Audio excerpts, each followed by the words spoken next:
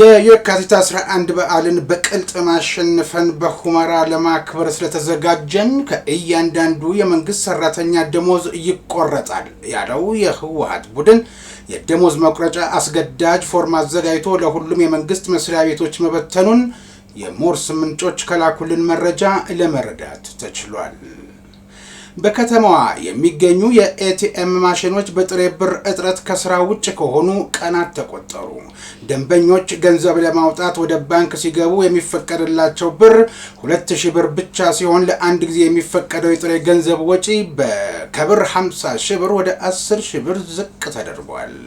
በተለያዩ መንገዶች ከባንክ ወጥቶ በግለሰቦች እጅ ከሚገኝ በቢሊዮኖች የሚገመት ብር ከሂሳብ ወደ ሂሳብ አዟዙረው ካሽ ለመቀበል እስከ 5% ኮሚሽን ክፈሉን ባይ ጠያቂ ስራ አድርገው ይዘውታል ሲሉ የሞርስ ምንጮች ጠቆሙ። አርሚ 11 ባድመ ክፍለ ጦር በማብሬና ቀበሌ ውጊያ ከፍቷል። በዚህ ስፍራ በንቃት አካባቢውን ሲጠብቅ ከነበረው ኃይል በተሰነዘረ መልሶ የማጥቃት እርምጃ በካይሮ ቃል ኪዳን በሻዕቢያ ቡራኬ በነሞንጀሪኖ ስምሪት የተሰጠው የህወሓት ታጣቂ ሰልፍ ጥሪ ላይ አቤት ብሎ የአርሚ አዛዦችን ሰላምታ ሰጥቶ እንደወጣው አይደለም።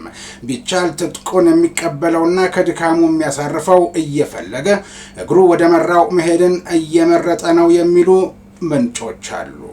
የመከላከያ ሰው ሀብት አመራር ዋና መምሪያ ኃላፊ ሌተናል ጄኔራል ሀጫሉ ሸለመ በሁርሶ እጩ መኮንን ማሰልጠኛ ትምህርት ቤት የ27ኛ ዙር ጽናት ኮርስ ሰልጣኞችን በመድረክ አገኟቸው። እንዲህም አሏቸው። የአንድ አገር ሰራዊት የሚሰጠውን ተልዕኮ በውጤት የሚፈጽም በእውቀት የታገዘ አዋግቶ ድልን ማምጣት የሚችል ለጠላት አስፈሪ ሊሆን ይገባል አሉ።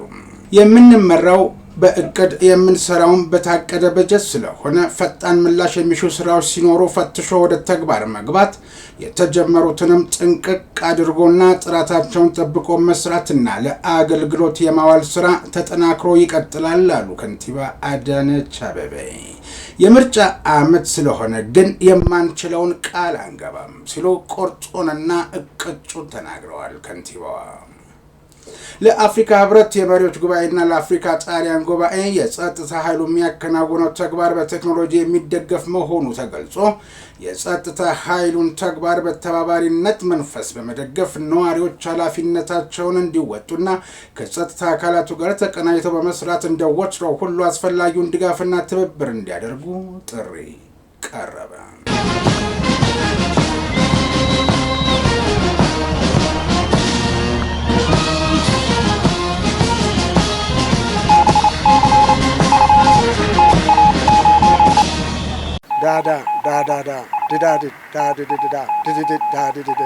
ሞርስ ማለት ይችላል። ይህ ሞርስ ነው የሚያዘጋጀው ወንድም ኢዮብ። ጤና ይስጥልን። ይህ በሞርስ ኮሚኒኬሽን ተዘጋጅቶ የሚቀርብላችሁ መርሃ ግብር ሲሆን በምድር ኃይል ፎሬን ሲነፋ በባህር ኃይል ማስተሪንግ በአየር ኃይል ፓሬድ ሲደረግ ወደ እናንተ እንዲደርስ በሞርስ የበላይ ጠባቂ የተሰናዳው የረቡዕ ጥር 20 ቀን 2018 ዓ.ም የሞርስ ዜና እነሆ ጀመረ።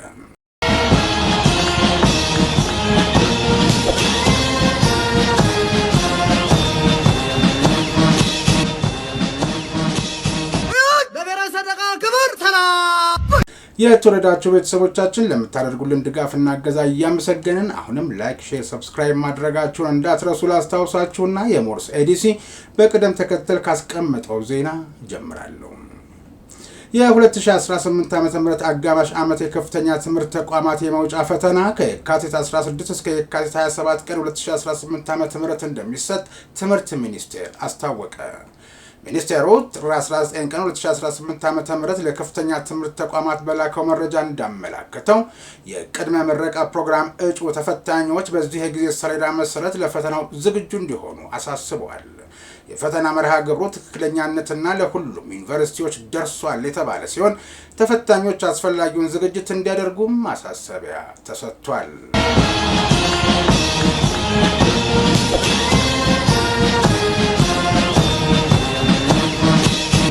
የአንድ ሀገር ሰራዊት የሚሰጠውን ተልዕኮ በውጤት የሚፈጽም በእውቀት የታገዘ አዋግቶ ድልን ማምጣት የሚችል ለጠላት አስፈሪ ሊሆን ይገባል ሲሉ የመከላከያ ሰው ሀብት አመራር ዋና መምሪያ ኃላፊ ሌተናል ጄኔራል አጫሉ ሸለመ ገለጹ።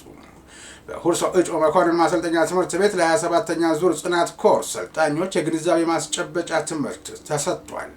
የሁርሶ እጩ መኮንን ማሰልጠኛ ትምህርት ቤት በተለያዩ ጊዜያት በርካታ እጩ መኮንኖችን በብቃት በማሰልጠን ለሀገር ትልቅ አስተዋጽኦ ያበረከተና አሁንም በማሰልጠን ላይ ያለ አንጋፋ ማሰልጠኛ መሆኑንም አንስተዋል። 27ኛ ዙር ጽናት ኮርስ ሰልጣኞች ከመስክ ምዘና ጀምሮ በብዙ ፈተና ውስጥ በጽናት አልፋችሁ ዛሬ ላይ ደርሳችኋል።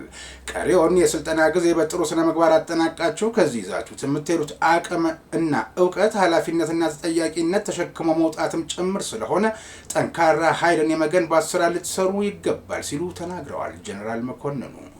ጀነራል መኮንኑ እናንተን ለትልቅ ቁም ነገር የሚጠብቅ ተቋም ስላለ ሀገርን በታማኝነት ማገልገል፣ መማርና ራስን ማብቃት እንዲሁም አዲስ ነገር ለማወቅ የሚጥር ሰራዊት ለመፍጠር ቀጣዩን ስልጠና በጥሩ ስነ ምግባርና ውጤት መፈጸም ይጠበቅባችኋል ሲሉ አሳስበዋል። ዘገባው የሁሉ ሀገር ሻባተ ነው።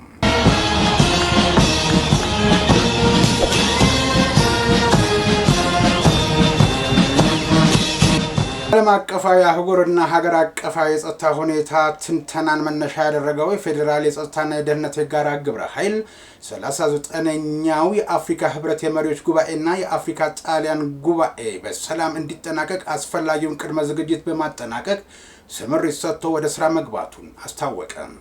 የዘንድሮው የአፍሪካ ህብረት መሪዎች ጉባኤ ከዚህ ቀደም ከምናደርጋቸው ዝግጅቶች ለየት ባለመልኩ ከጉባኤው ጎን ለጎን የአፍሪካ ጣሊያን ጉባኤ የሚደረግ በመሆኑ ሀገራችን ኢትዮጵያ በሁለቱም ጉባኤዎች የሚሳተፉ የተለያዩ ሀገራት መሪዎችንና ሌሎች እንግዶችን ተቀብላ ስታስተናግድ በተሰጣት ኃላፊነትና በተጣለባት እምነት ልክ እንግዶቿ ከከተማና ከከተማ ውጭ በሚያደርጓቸው እንቅስቃሴዎች ደህንነታቸውን መጠበቅና ማረጋገጥ ከጸጥታ አካላቱ እንደሚጠበቅ ያሳሰቡት የፌዴራል ፖሊስ የወንጀል መከላከል ጠቅላይ መምሪያ አዛዥ ምክትል ኮሚሽነር ጀነራል መላኩ ፈንታ ሲሆኑ ይህንኑ የሚመጥን በቂ ዝግጅት መደረጉንም ገልጸዋል።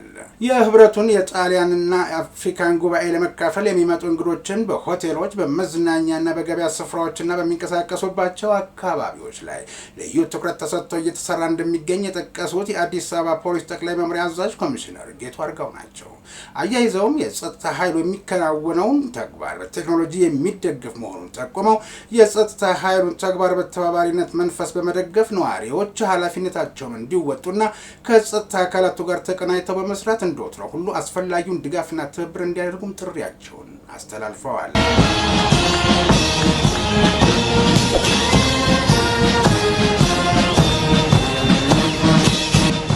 ከንቲባ አዳነች አስተዳደራቸው የ2018 በጀት ዓመት የ6 ወራት አፈጻጸም ግምገማ ላይ ባደረጉት የማጠቃለያ ንግግር ቆርጦን ተናገሩ። የምንመራው በእቅድ የምንሰራውን በታቀደ በጀት ስለሆነ ፈጣን ምላሽ የሚሹ ስራዎች ሲኖሩ ፈትሾ ወደ ተግባር መግባት፣ የተጀመሩትንም ጥንቅቅ አድርጎና ጥራታቸውን ጠብቆ መስራትና ለአገልግሎት የማዋል ስራ ተጠናክሮ ይቀጥላል ብለዋል። የምርጫ ዓመት ስለሆነ የማንችለውን ቃል አንገባ ያሉት ከንቲባ አዳነች በተሰሩት ስራዎች መኩራራት ወደ ኋላ ይጎትታል። እርካታ፣ መዘናጋት የብልጽግና አመራር ባህሪ አይደለም። ህዝቡ የሚጠብቀውና እኛም ያለብንን ኃላፊነት መወጣት ይገባል ሲሉ አሳስበዋል።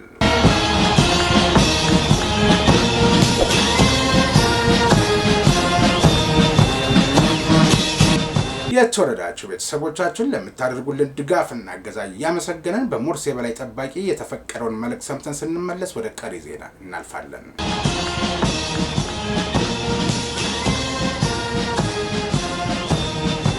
የሰሙት የተወዳጁና የተመራጩን የሞርስ ኮሚኒኬሽን ድምጽ ነው።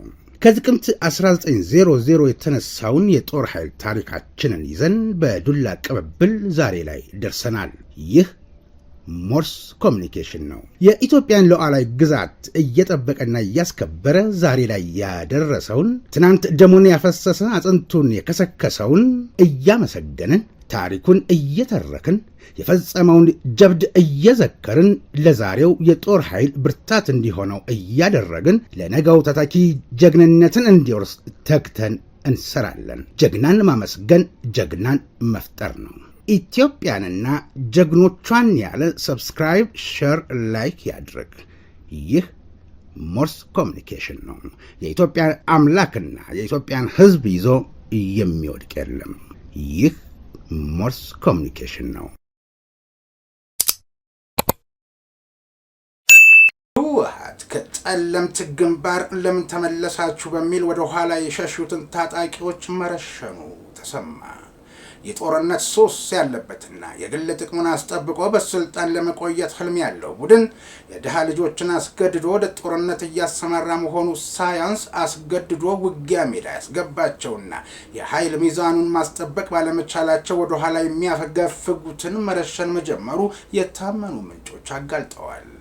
እንዲህ አይነት የውጊያ ስልት የሻዕቢያ ስልት በመሆኑና አሁንም ጽምዶ በሚል ጥምረት ሰሞኑን በጠለምት አካባቢ ቡድኑ በጀመረው ውጊያ ከባድ ክንድ ገጥሟቸው ወደ ኋላ የተመለሱት ታጣቂዎችን እየረሸነ መሆኑና የተረሸኑትን በቶሎ አፈር እንዳይለብሱ መመሪያ ተሰጥቷል። ምክንያቱ ደግሞ ከኋላ ያለው በድንጋጤ ውስጥ ገብቶ ወደ ፊት እንጂ ነፍሱን ለማትረፍ አጋጣሚ ካገኘ እንዳይጠቀምበት ለማስፈራራት ሲባል ነው ይላሉ ምንጮችም።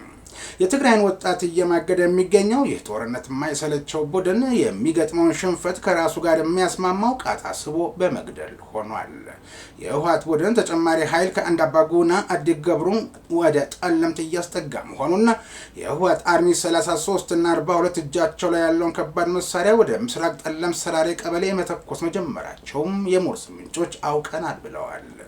አርሚ 11 ባድመ ክፍለ ጦር በማብሬና ቀበሌ ውጊያ ከፍቷል። በዚህ ስፍራ በንቃት አካባቢው ሲጠብቅ ከነበረው ኃይል በተሰነዘረ መልሶ የማጥቃት እርምጃን በካይሮ ቃል ኪዳን በሻዕቢያ ቡራኬ በነመንጀሪኖ ስምሪት የተሰጠው የህወሓት ታጣቂ ሰልፍ ጥሪ ላይ አቤት ብሎ የአርሚ አዛዦቹን ሰላምታ ሰጥቶ እንደወጣው አይደለም። ቢቻል ትጥቁን የሚቀበለውና ከድካሙ የሚያሳርፈው እየፈለገ እግሩ ወደ መራው መሄድን እየመረጠ ነው ባይ ናቸው ምንጮች። በተያያዘው ዜና በምስራቅ ጠለምት ልዩ ቦታ ማይባሪያ እና ምጫራ ቀበሌ ሆኖ ልዩ ቦታ 30 ጉላ ላይ ጦርነት እየተካሄደ ሲሆን ተው ቢባል አልሰማ ብሎ የባሩድ ጭስ ናፍቆት ጦርነት ለማድረግ በእጅጉ ሲወሰወስ የነበረው የህወሓት ታጣቂ ጉዳት ማስተናገዱ ሲታወቅ ተለፊ ያላት ነፍስ የያዘ ዕድለኛ መማረኩን የሰሙ የቡድኑ የፖለቲካ አመራሮች የአርሚ አዛዦችን ለመገምገም ቀጠሮ ይዘዋል የሚለው መረጃ ከሐውልቲ ሾልኮ ወጥቷል። ይህ በእንዲህ እንዳለ ትናንት ከላያችን ላይ አሽቀንጥረን የጣልነውን የባርነት ቀንበር ተመልሶ ሲመጣ እጃችንን አጣጥፈን አንቀመጥም፣ ዛሬ ትላንት አይደለም፣ በሚገባ ተደራጅተናል፣ ታጥቀናል ሲሉ ኮሎኔል ደመቀ ዘውዱ መናገራቸው ተሰምቷል። ህዝብን ዳግም በወራሪ ኃይሎች ቀንበር ስር ለመጣል የሚሞክሩ አካላትን የማይቀለበስ የጥፋት ጽዋቸውን ይጋታሉ በማለትም በጽምዶ ስም የአማራን ህዝብ ለመሸጥ የወሰኑ የቡድኑ ጉዳይ አስፈጻሚዎችን አስጠንቅቀዋል የሚል መረጃ በስፋት እየተሰራጨ መሆኑን ሞርስ ታዝቧል። ይህ በስፋት እየተሰራጨ ያለው መረጃ በእርግጥም ከኮሎኔል ደመቀ ዘውዱ ወይንም እርሳቸውን ጠቅሶ የዞኑ የስራ ኃላፊዎች ያሰራጩት መረጃ ስለመሆኑ ለጊዜው ማረጋገጥ አልተቻለም።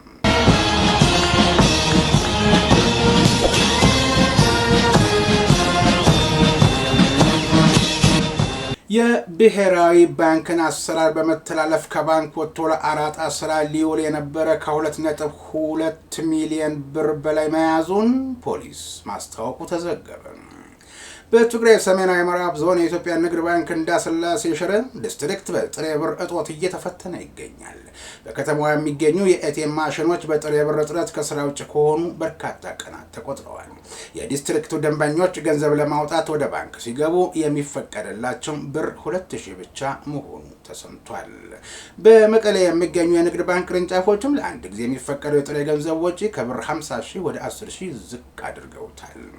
በተለያዩ መንገዶች ከባንክ ወጥቶ በግለሰቦች እጅ ከሚገኝ በቢሊዮኖች የሚገመት ብር ከሂሳብ ወደ ሂሳብ አዙረው ካሽ ለመቀበል እስከ 5% ኮሚሽን እንደሚጠየቅም ሞርስ ሰምቷል።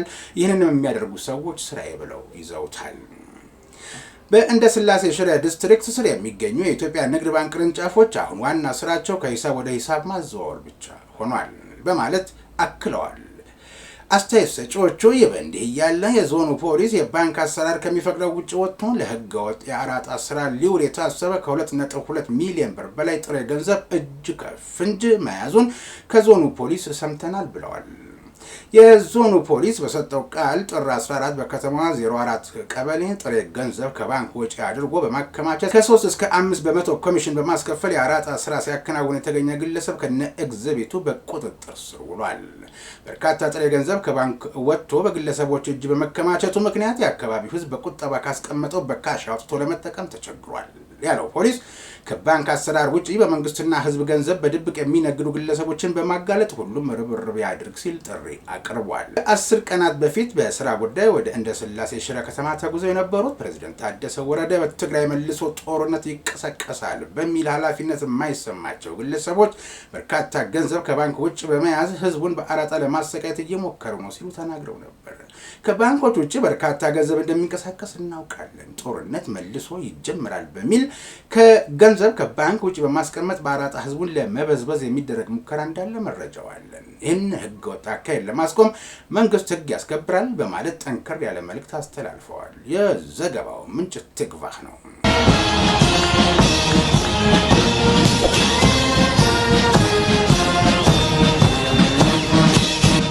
ህወሓት የካቲት በዓልን የምናከብረው በሁመራ ነው።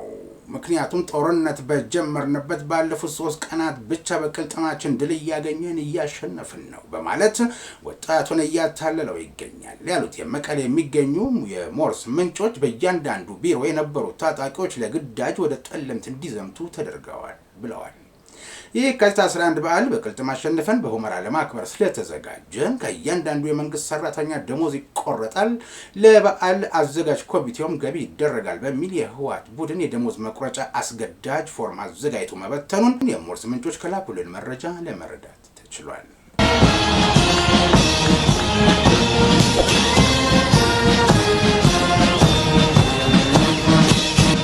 የተወደዳችሁ ቤተሰቦቻችን ለምታደርጉልን ድጋፍና እገዛ የሞርስ የበላይ ጠባቂና ኤዲሲው ምስጋናቸውን አቅርበውላችኋል። አሁንም አዳዲስ ቤተሰቦች እንድናፈራ ላይክ፣ ሼር፣ ሰብስክራይብ ማድረጋችሁን አትዘንጉ። ወደ ውጭ ዜና አልፋለሁ። ቱርኪያ ዩናይትድ ስቴትስ እና ኢራን ከግጭቱ ይልቅ ችግሮቻቸውን በዲፕሎማሲያዊ መንገድ በሂደት መፍታት ይገባቸዋል ሲሉ የቱርክ የውጭ ጉዳይ ሚኒስትር አስጠነቀቁ። ከአልጀዚራ ጋር ቆይታ ያደረጉት የውጭ ጉዳይ ሚኒስትሩ ሀካን ፊዳን ጦርነቱን እንደገና መጀመር ስህተት ነው ሲሉ ተናግረዋል። ሀካን ፊዳን ይህንን ያሉት ዩናይትድ ስቴትስ ወደ መካከለኛው ምስራቅ የጦር መርከቦቿን ማስጠጋቷን ተከትሎ ነው። ኢራን በበኩሏ ለጥቃቱ ተገቢውን ምላሽ ይሰጣለው እያለች ትገኛለች። ሁለቱ ሀገራት ሰጣ ገባ ውስጥ ቢሆኑም የዲፕሎማሲያዊ መፍትሄው አሁንም ይቻላል ሲሉ የውጭ ጉዳይ ሚኒስትሩ መክረዋል። የፈረንጆቹ ሰኔ ወር የዩናይትድ ስቴትስ የኢራን የኒውክሌር ፕሮግራም ለደህንነት ስጋት ነው በሚል የአየር ጥቃት መፈጸሟ የሚታወስ ነው። ቴህራን በበኩሏ የኒውክሌር ማበልጸግ ስራውን ለሰላማዊ ተግባራት እያዋለችው እንደሆነ እየገለጸች ትገኛለች።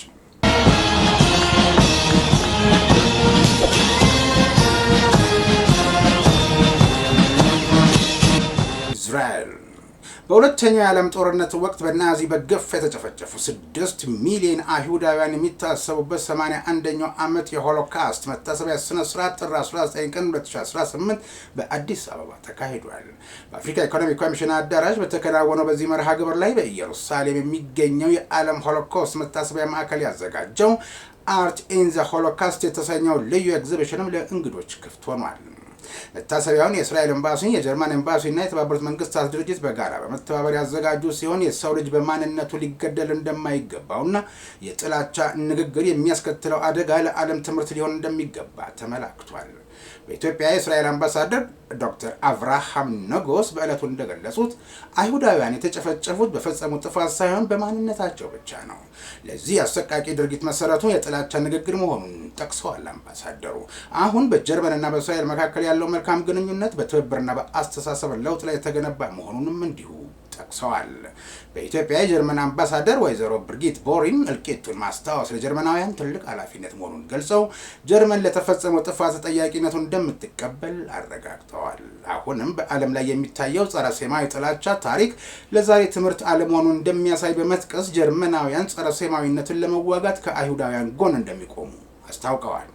የተባበሩት መንግስታት ድርጅት በየዓመቱ ጃንዋሪ 27ን ዓለም አቀፍ የሆሎኮስት እልቂት መታሰቢያ ቀን ሲል ማወጁ ይታወሳል።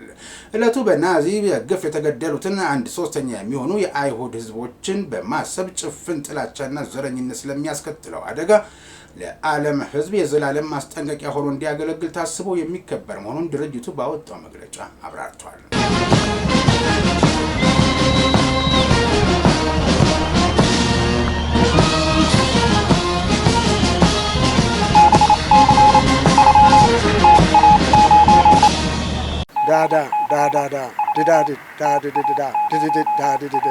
ሞርስ ማለት ይችላል። ይህ ሞርስ ነው የሚያዘጋጀው ወንድም ኢዮብ። የተወደዳችሁ ቤተሰቦቻችን ለምታደርጉልን ድጋፍና እገዛ የሞርስ የበላይ ጠባቂና ኤዲሲው ምስጋናቸውን አብዝተው አቅርበውላቸዋል። በምድር ኃይል ፎሬን ሲነፋ፣ በአየር ኃይል ፓሬድ፣ በባህር ኃይል ማስተሪንግ ሲደረግ ወደ እናንተ እንዲደርስ በሞርስ የበላይ ጠባቂ የተዘጋጀው የረቡዕ ጥር 20 ቀን 2018 ዓ.ም የሞርስ ዜና የስካሁን ነበር። ከዜናው ጋር ኢዮብ ደመቀ አብሬያችሁ ነበርኩ። በቀጣይ የሞርስ ዜና ጠብቃችኋለሁ። እስከዛው ድረስ ጤና ይስጥልኝ።